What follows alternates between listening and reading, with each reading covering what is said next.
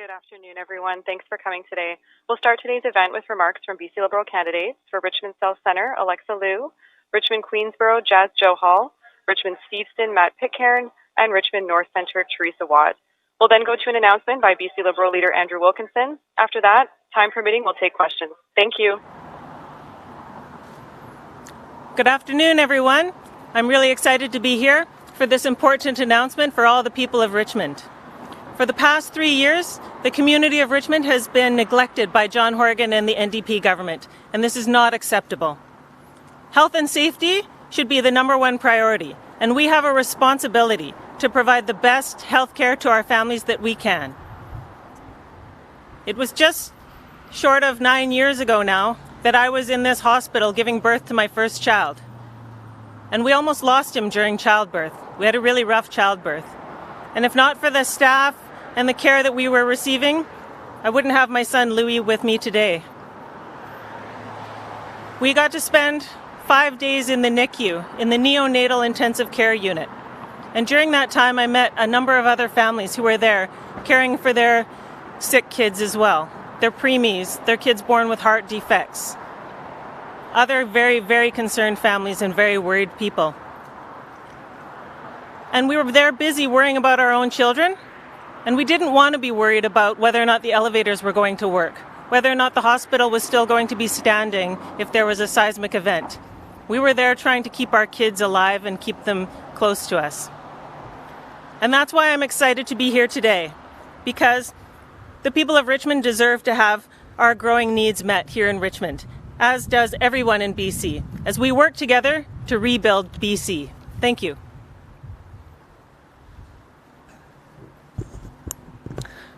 Thank you, Alexa, and good afternoon, everybody. Healthcare is a fundamental right in British Columbia, and it should be accessible to all. But in many communities, including Richmond, our infrastructure is getting out of date in desperate need of upgrades. My wife and my son have been to this hospital many times and have received excellent care.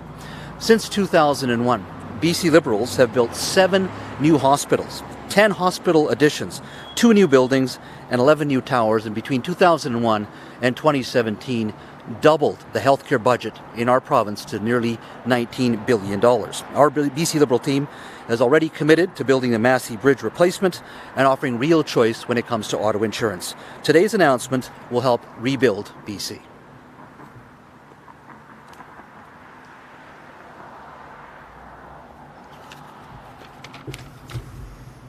It is so great to be here today, to be part of an announcement that will mean so much to the people of our city. There is no doubt that it has been a challenging year for our community and our province.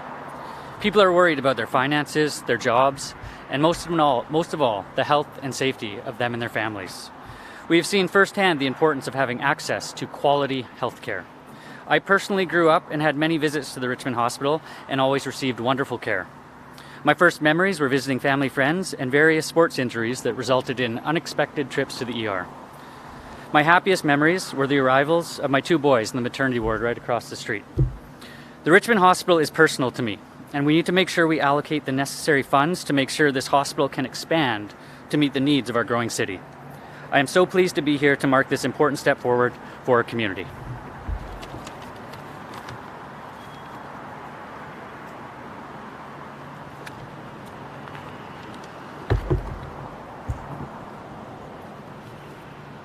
Good afternoon, I'm Teresa Watt.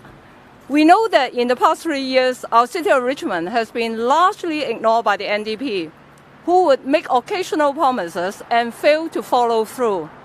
It is time for a government that will take real steps to invest in our community, and especially our health care.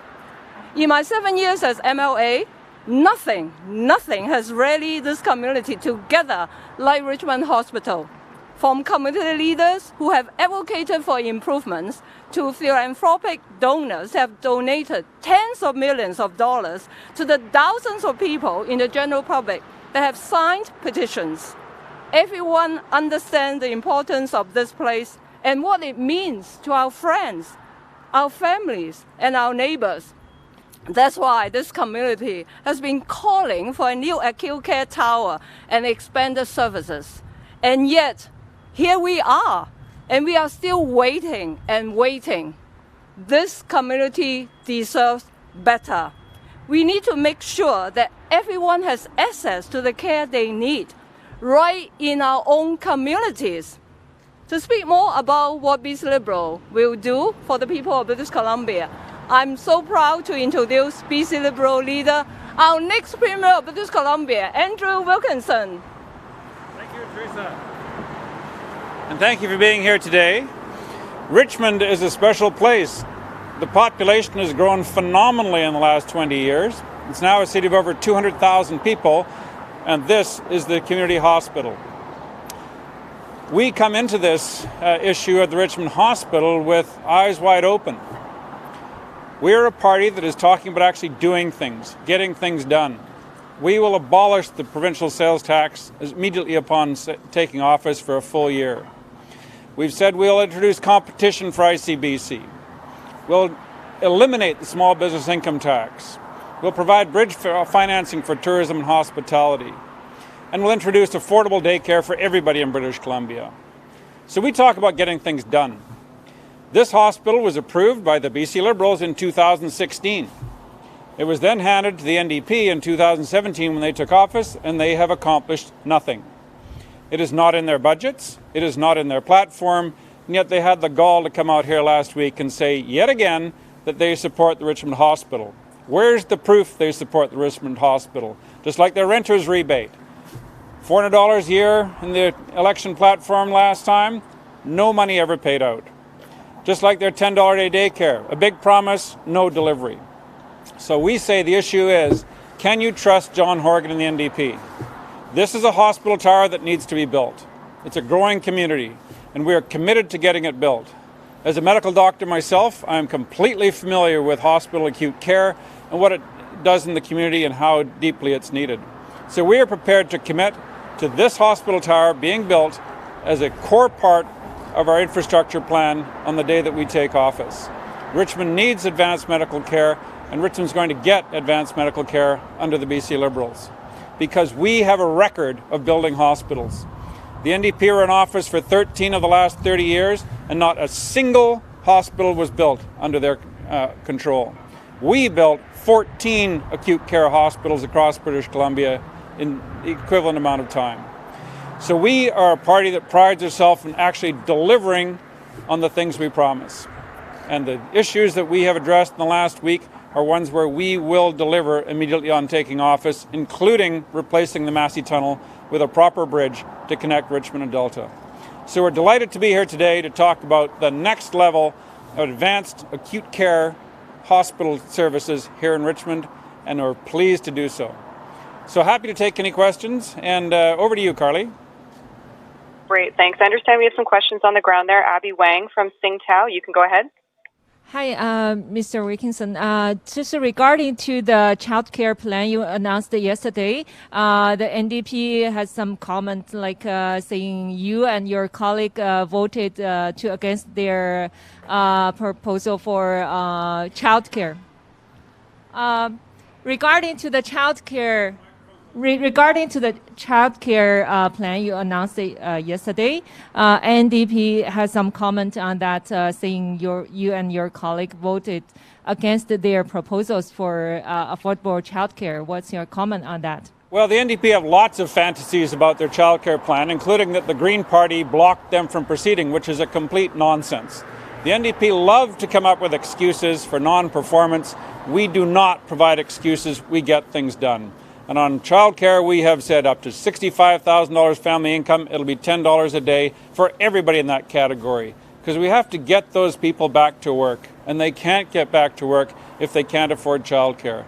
Up to $90,000, $20 a day for the same reason, and up to $125,000 of family income, $30 a day. The NDP have lots of excuses, and the only reason they came up with a pilot program to do their $10 a day program is because the federal government insisted that they do it.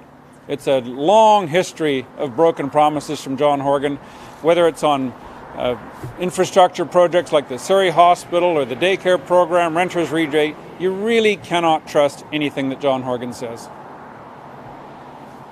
Do you have a follow-up, Abby? I think she's done. Great, sounds good. We'll go to the line next. Alyssa Thibault from CTV News is on the line. You can go ahead, Alyssa. Oh, hi, Mr. Wilkinson. I did want to ask you about your plan for the Richmond hospitals and just some statements that you made regarding the NDP's plan. Now, Hawken was at Richmond Hospital back in July saying that they do have a plan to build a bigger acute care tower and it could be completed by 2024. So I just want to check if your Liberal government is elected and win the election, do you have a time frame of when your plan could be built, and how does it differ to what the NDP has already announced? The original plan approved by the BC Liberals in 2016 provided for $283 million for the facility to be built.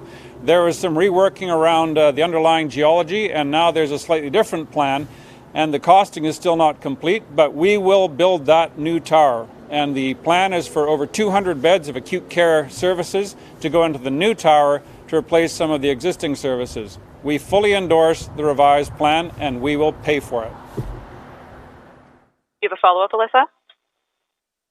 Yeah, so I guess, do you say 200 new beds? Because I'm just reading that the NDP's plan is for 102. So is yours going to be bigger than what the NDP was planning?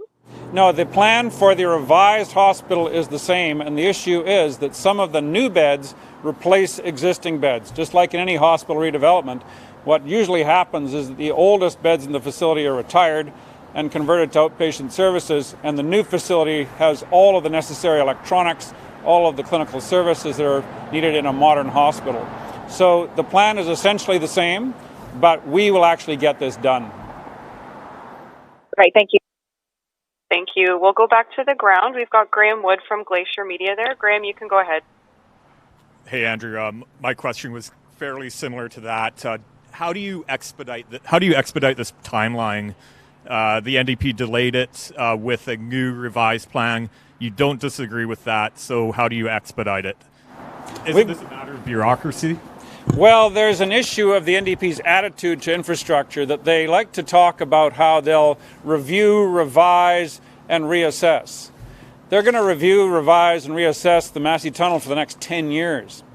And we say, no, the day we take office, we'll be pushing for the immediate restart of construction on the Massey Tunnel. We take the same approach with hospital construction. They announced the Abbotsford Hospital 12 times during the 1990s, and nothing happened. We built it in 3 years. So our approach to construction is get it done and get it done promptly. Unlike the NDP, who like to talk about maybe revising, maybe reviewing, and maybe reassessing, and maybe funding someday. We don't do that. We get things built. Do you have a follow-up, Graham? No. Sir, good. We will. Oh. Right, sure. Sorry, go ahead. I'm up. Okay. Would you consider going the same sort of a model as Ontario has regarding using the lotto money for healthcare? Columbia's healthcare structure is publicly funded medical care. I've worked in the system for years, and it's the right way to go. There's no need to change the actual funding mechanism. And in terms of building hospital facilities, you can't have it depend upon variable revenues and things that might come along and might not. You commit to these things, just like you commit to a bridge project. You pay it out of central government funds so that the infrastructure money is there and doesn't depend on eventualities down the road. The shortfall for PST, where are you guys going to cover that amount of money? It's a huge amount of funding that comes in. We've been very consistent saying that governments around the Western world will be running deficits for the next few years. And we will not cut any health, educational, social services. This is like a wartime economy, folks. We've got to stick together, get British Columbia going again by restoring confidence and rebuilding BC. And that means we're going to have deficits for a few years to come, but we need to do that to get going again. Okay, great. It sounds like we're done on the ground there, so we'll go back to the line. I've got Simon Little from Global News. Go ahead, Simon. Hi. When the NDP announced that this hospital would be bigger than originally planned back in July, and we checked in with you folks for comment, Jazz told us that he was worried about the cost of the larger hospital and how that was going to be paid for with the pandemic spending. What's changed since then in terms of your approach? Well, the NDP had a business plan that was ready to proceed at the end of September. But guess what? John Horgan called an election and blocked the progress to the next step, which is actual funding of the facility. So everything is done except the allocation of funding, which the NDP somehow forgot to do in the 2020 budget, and they somehow forgot to do before calling an election. So we take NDP promises for hospital construction with about a kilogram of salt, because they've never actually built a hospital in the last 30 years. We built 14. We deliver when we promise hospitals. Do you have a follow-up, Simon? I do, yeah. The NDP also today announcing they'll build an elementary school down there in Olympic Village. Where do you folks stand on a school for that community? We all know that downtown Vancouver's had a rapidly changing educational scenario because more and more families are choosing to stay in Vancouver, right in the core, as their children grow older. Originally, the idea was that the King George High School in the West End would basically peak out because the number of kids is expected to go down. Now it's actually going up. So we're going to have to address this issue of elementary schools in the downtown core because the number of children is actually growing slowly but surely. And that's a completely legitimate query that we'll be addressing in the election campaign. Great, thanks. We have time for one more question today, and that'll go to Gordon Hoekstra from the Vancouver Sun. Go ahead, Gordon. Well, good afternoon, Andrew. I guess a more sort of general, broader question that's been touched on already. I mean, in the past, the liberals have been known as, prudent fiscal managers, and you've made these significant announcements that on the PST that'll reduce revenues, and some pretty significant spending announcements. I just kind of wonder how the voters should take that. I mean, as the parties approach to fiscal management changed, and what should they think about that? Well, we all learned in the Depression and World War II that there are times when spending is required, and this is one of them. We've had a massive shrinking of our gross national product in Canada. We all know about the second wave that's well underway in Ontario and Quebec. We all know about the major shutdowns going across Europe and the United States. We have an economy that's in trouble, and that's a time when the borrowing power of government has to be used.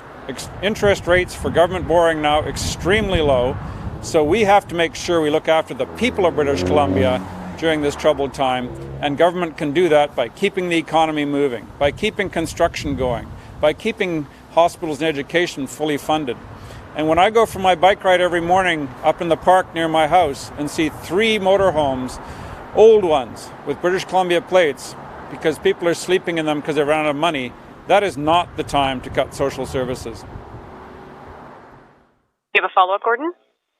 Yeah, just wondering, I mean, that's essentially the thesis that NDP is putting forward. So to the voters, how do you differentiate the Liberals then from that kind of approach? We invest in getting things done. The NDP talk and don't deliver. It's that simple.